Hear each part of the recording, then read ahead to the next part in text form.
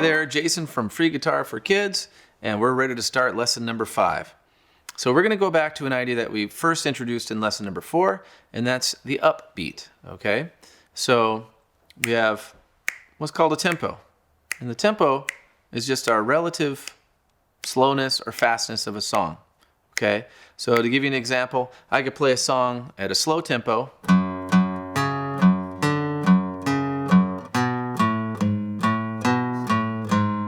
I keep the same exact timing, but at a faster tempo. Okay, so we have our basic, what's called a tempo. And this is represented by the beat. Okay, when we hear the beat, this is known as actually the downbeat. Okay, but directly in between that downbeat is the upbeat. So we have down, up, down, up, down, up, down, up. So the downbeat on the beat, the upbeat right in between. And as we talked about before, the downbeat can be counted with numbers and the upbeat will be counted with ands. Okay, so we can count this by going 1 and 2 and 4 and 1 and 2 and 3 and 4 and that's how you keep track of where all these things should land. A good exercise is to take those beats and just practice strumming on all of them, and then practice not strumming on some of them. And some of those exercises are written in the lesson plan, but it doesn't really matter where you decide not to strum as long as you keep it consistent, okay? So I can say I have my downbeat, my upbeat on all 4 beats, 1 and 2 and 3 and 4 and I'm going to start by strumming on all of them, 1 and 2 and 3 and 4 and it's really convenient that we call the downbeat here, I can do a downstroke on that, and the upbeat's the and, which I can do an upstroke on. So we have down, up, down, up, down, up, down, up. Okay, so then we'll try something else. We'll say, okay, I'm not going to strum on beat number 3. So I would say 1 and 2 and 3 and 4 and, but rest when it came to strumming on beat number 3.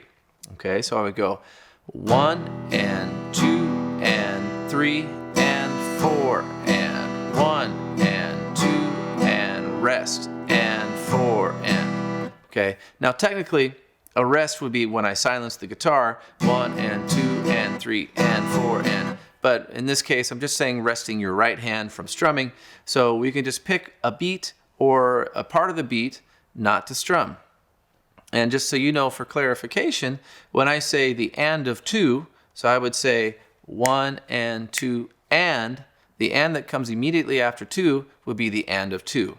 Or the and that comes immediately after 4 would be the and of 4.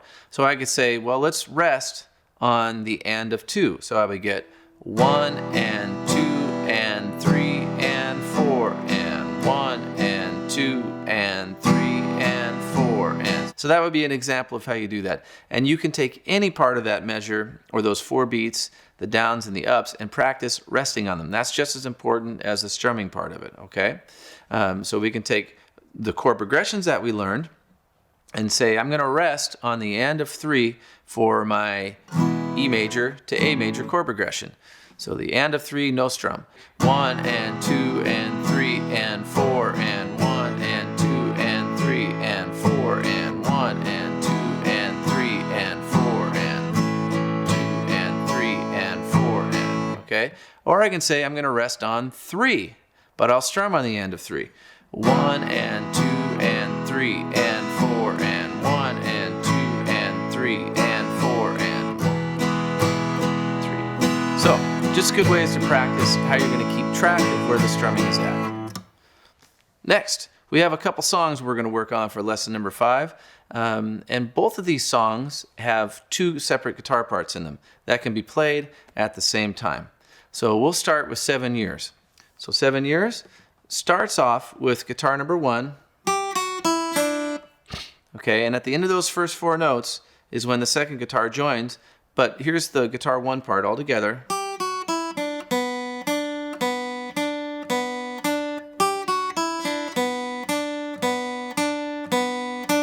Okay, so guitar number 2 is a strumming part, and so we hear those first 4 notes, and then guitar 2 comes in. 1, 4, 1, 2, 3, 4, 1, 2, 3, 4,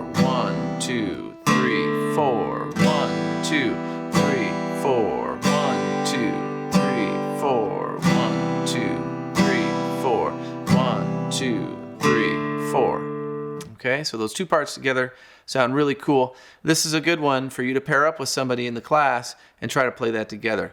If somebody feels stronger with the chords, they can play the chords, and then vice versa. So next song, Warning, same idea, two guitar parts, and this one actually gets your first solo in it. So guitar part number 1 is all chords, and it is A to a D, which is written on your music there, and then to a G. Now, I will say this about the G chord. Lots of different ways you can play any chord. But to start with the G, it might be a good idea to take an abbreviated version of this G chord, and you can get a good G chord sound just by holding down 3rd fret on the 1st string and then playing string number 4, 3, 2, 1. That'll give you everything you need in a G chord to make it sound like a G chord. So if you're having a difficult time getting to this full G, then just use this. That'll work just fine as well. So here's what the strumming looks like for Warning. Now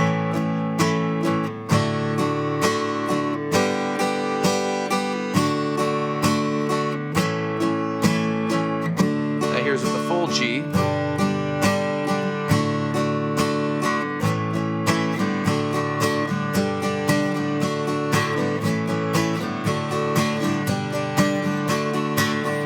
Now, this is probably as good time as any to talk about what's called a passing chord, because what you'll find is that as you go from one chord to the next, you have to move at pretty much light speed to make it a seamless transition. But luckily, that's not what we're shooting for, and that's not practically how it's done most of the time. There's things called passing chords. Okay, so a passing chord is when I have these 4 strums and I say down, up, but that last upstroke is actually kind of sneaky, because I'm going to take these fingers and start moving them to the D chord as I'm playing the last upstroke. So it looks like this. So it's actually just opens that I'm playing in between each chord. So I'm kind of strumming the chord 4 times, but really not. It's a little bit of a cheat, but it's actually a very functional cheat, and which pretty much every guitarist does. So when you put it in the context of the song, you would never know anything was missing or wrong or anything like that. And it's really not wrong. It's actually a very useful method. So here's what it looks like with the passing chords.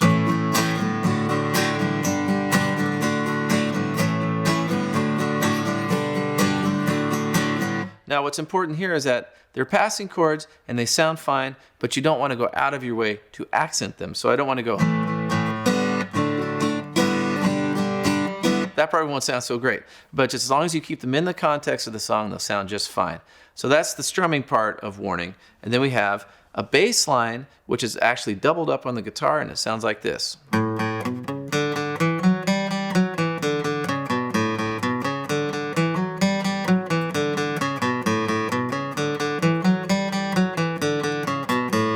And both guitar parts do their respective parts pretty much the entire song until you get to the solo section, which is also written on your paper. Here's what the solo looks like. So the only trick about the solo is that I would say you're going to start with your first finger on the 2nd fret of string number 4, and it's just going to stay there. You could take it off, but it's more work than you need to add in, so it looks like this. And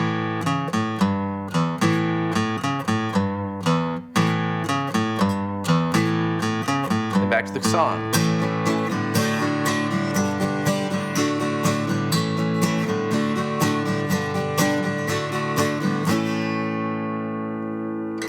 So have fun with those songs.